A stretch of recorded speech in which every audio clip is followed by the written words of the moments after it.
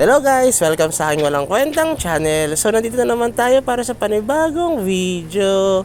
Ngayon guys, ay ipapakita na muna natin yung materials or kung paano tayo nakakuha ng materials para makapag-craft naman tayo ng ating fifth wing.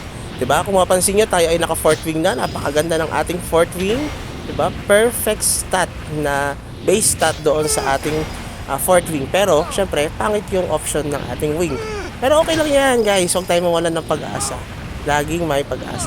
So anyway, dito pala, yan yung pang fourth wing na materials, yung Garuda. Garuda materials. So pwede natin yan gamitin, makukuha natin yan sa GADD event, no? GADD. So yan yung ating event na kinukuhanan para tayo ay makapag-craft ng ating pang fourth wing.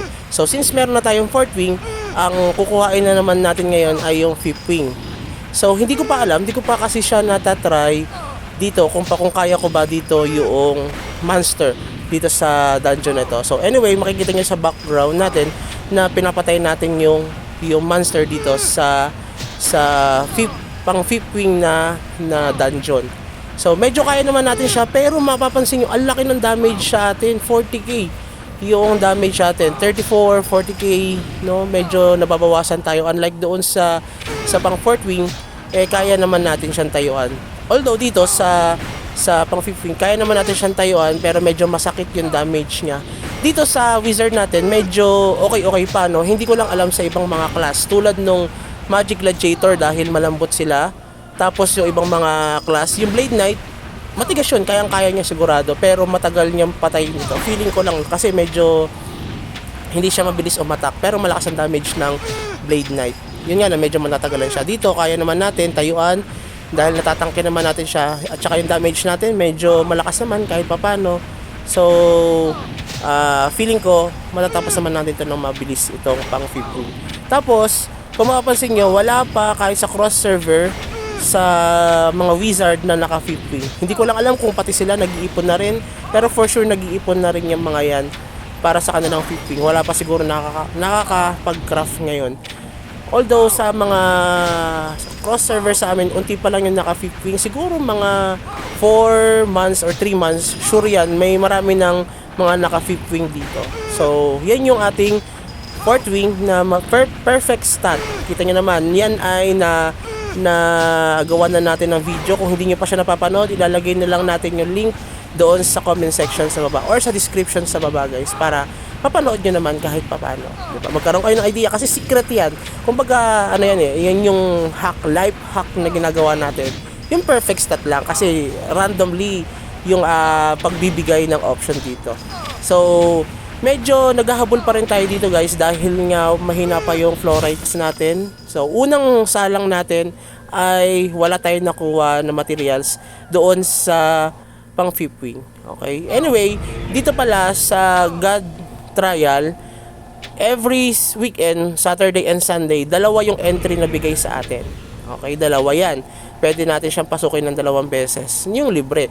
Pero pagka weekdays, tulad ng Monday to Friday, isang beses lang ang may libre sa atin na entry. Kung gusto niyo naman mas mapabilis yung pagkuha niyo ng mga materials, kasi pwede pa kayo makakuha ng another entry kapag kayo ay nag-top up ng parang $1.27 or 1.29. So parang 100 pesos siya. Meron kasi libre doon na God entry trial.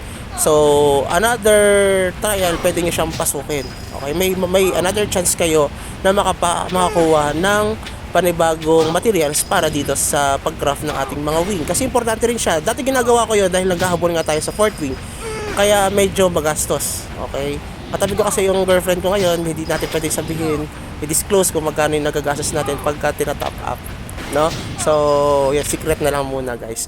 Anyway, yan, napapansin nyo, yan ay second trial na natin. Sana may makuha na tayo kahit isa, kasi until now, siguro pagkatapos ko mag-craft ng third wing and ng fourth wing, wala pa rin ako nakukuha. Pang ilang pasok ko na dito. Siguro pang 4 na beses ko na sa pasok sa God Trial. Until now, wala pa rin. 4 or 5 times ko na siya pumapasok, wala pa rin. So medyo madalang. Kaya siguro wala pa rin nakaka-fifth wing. So kayo guys, pwede nyo namang gawin yun, mag-top up. Hindi lang kayo magbe-base doon sa binibigay na entry na libre daily dito sa MU Monarch. So para makahabol din kayo. Kasi importante rin yung fifth wing, kasi biruin nyo dati hindi ko or nahihirapan akong tumangke doon sa mga red boss dito nung kakapalit ko lang ng wizard. Pero nung nag-port wing ako, kayang-kaya natin siyang tayuan kasi parang 15k na lang ang bawas sa atin. Yung nga pala dito kasi marami nagtatanong about doon sa build natin sa character, yung STR, agility and energy. Ipapakita na lang natin siya sa susunod. Yung difference ng Agi Wizard na energy tsaka yung energy wizard na energy type. Okay, so magkakaiba kasi yun eh. So building ng character. Yung isa more on attack speed, yung isa naman more on damage. So ano yung difference nila at saan ba mas maganda yung POV natin, di ba? Yun lang ipapakita natin, yung point of view natin doon. Yung difference ng Agi Wizard at saka yung Energy Wizard na class na energy.